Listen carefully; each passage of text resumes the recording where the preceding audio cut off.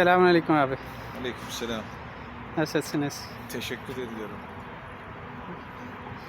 Tamam. Şimdi biz biraz önce konuşmamıza başladık da siz nasıl hissettiniz? Biz nereliyiz?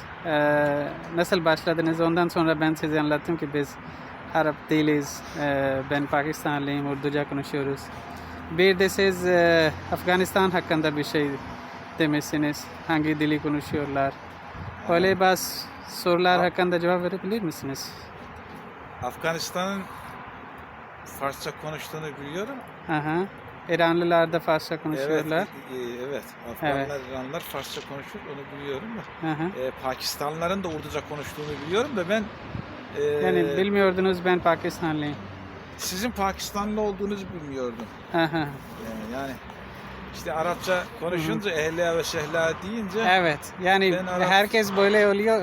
Herkes bizimle böyle yapıyor. Ondan sonra ben anlatıyorum ki ben mesela Arap değilim. Pakistanlıyım.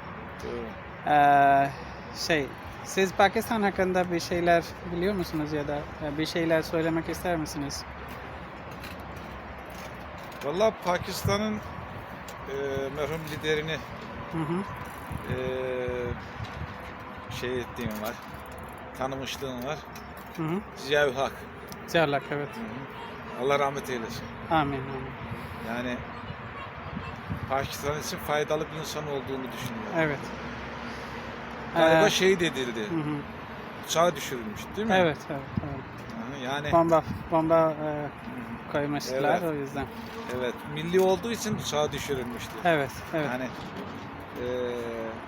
emperyalist karşıtı olduğu için Hı hı. uçağını düşürdüler. Hı hı. Milli olan bir insan ondan seviyordum onu. Evet. Ziya-ül Hak Pakistan Türkiye kardeşliği için Hı hı. mücadele eden bir lideriydi. Evet, yani Türkler herkes onu biliyor. Ondan dolayı seviyorduk onu. Evet. Yani Pakistan Türk kardeşliğine önem veriyordu. Evet. Emper- Oradan daha fazla oradan başladık ama daha önceki bir tarih de var.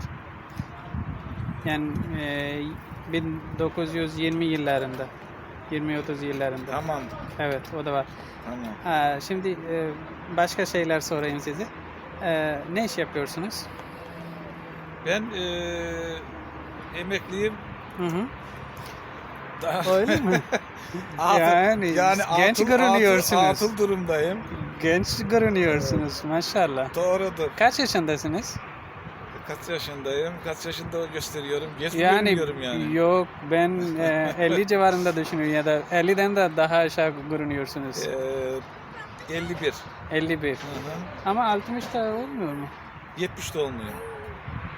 Yani kaç yıl sonra yani emekli oluyorsunuz? Benim şeylerim vardır. Ben erken oldum biraz, evet. Biraz Siz erken oldum. oldunuz. Doğrudur. Evet. Doğrudur, genç yaşta. Evet. Genç yaşta ihtiyarladık yani. Maşallah. Diyor ya ki İbrahim Tatlıses, ihtiyar olmadan ağırdı sazlar. Evet. Tanır mısınız İbrahim Tatlıses'i? Dinlediniz mi Evet, hiç? dinledim. Ben de musikiyle uğraşırım. Ben ne izlerim, ne üflerim. Hı hı. Müziğe karşı şeyim var. Hı hı. İlgim var. Hı hı. Yani ondan dolayı işte niye söyledik bunu? Sizin işte diyorsunuz genç görünüyorsunuz ya. Evet. Ben de diyorum emekli olduk işte. Yani emekli olmak ihtiyar olmak demenin alameti değil mi? Evet. Öyle. Yani emekli olmanın farikayı alameti nedir? Yani İhtiyar olmak değil mi? evet. Onun için biz de yani emekli olduğumuza göre genç yaşta ihtiyarladık diyorsunuz ya, genç yaşta görünüyorsunuz Evet, diye. evet. Benim de o şey aklıma geldi. İbrahim Tatlıses'in o şarkısı ihtiyar olmadan ağrı sesleri öyle oldu maalesef. Şimdi siz her hafta geliyor musunuz buraya? Ben her hafta geliyorum. Her hafta herkes yani başka biriyle konuşuyorum. Böyle kaydediyorum. Ondan sonra Güzel. YouTube'da paylaşıyorum çünkü benden bazı Pakistan'dakiler farklı ülkelerden benden ders alıyor. Türkçe öğreniyorlar. O yüzden onlar için böyle bir pratik yaparak şeyler yapıyorum. Güzel. Bir belgesel olsun diye. Güzel. Benim dikkatimi şey çekiyor. Hı hı. Pakistan'la Afganistan arasındaki, gerçi bu bütün hemen hemen bütün İslam ülkeleri arasında var maalesef çekişme. Evet, evet vardı. Niye böyle olur ki? Bilmiyorum. Yani onlar böyle düşünüyorlar ama biz onlar için hiç kötü bir şey yapmadık. Yani onlar olmak için lazım, değil evet, mi? evet. Yani Şimdi kutuplaşmak Amerika'nın işine geliyor. Evet. Emperyalistlerin işine Aynen. geliyor. Aynen öyle. Haçlıların işine geliyor. Evet, evet. Maalesef bu kutuplaşma var İslam ülkeleri arasında. Evet. Bu da zarar veriyor bizlere. Yani, Halbuki Ziya Hak birleştiriciydi. evet. Allah rahmet etsin. Şimdi İmran Khan var. O da bu konuda çalışıyor.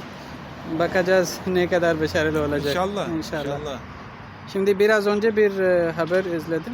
Orada diyorlardı 8 millet 8 ulus bir millet gibi böyle bir şey. Zaten kardeşiz yani. Evet kardeşi söylesin. Efendimiz de öyle diyordu. Evet. Yani Arap'ın Arap olmayan Ecem'e, Evet. Acemin Türk'e, Yabancı. Türk'ün Fars'a, Evet. siyahın beyaza, beyazın siyah üstünlüğü yoktur. Evet yoktur. Üstünlük insani değerleri yüceltmekledir değil mi? Yani Tabii, takva tabii. iledir diyor Tabii, yani tabii, değil mi? tabii. O var yani. Tabii. Onun için fark etmez yani. İslam kardeşliği var yani. Ziya Hak da Allah rahmet eylesin. Amin. Türk-Pakistan kardeşliği için mücadele etti ve burada bedel ödedi canını. Aynen öyle. Şehit oldu yani. Aynen öyle. Düşürüldü. Allah rahmet etsin. Amin. Konuşmamız çok güzel oldu. Şimdi izninizle bunu YouTube'da paylaşacağım. Teşekkür ederim. Ben teşekkür ederim. İyi günler.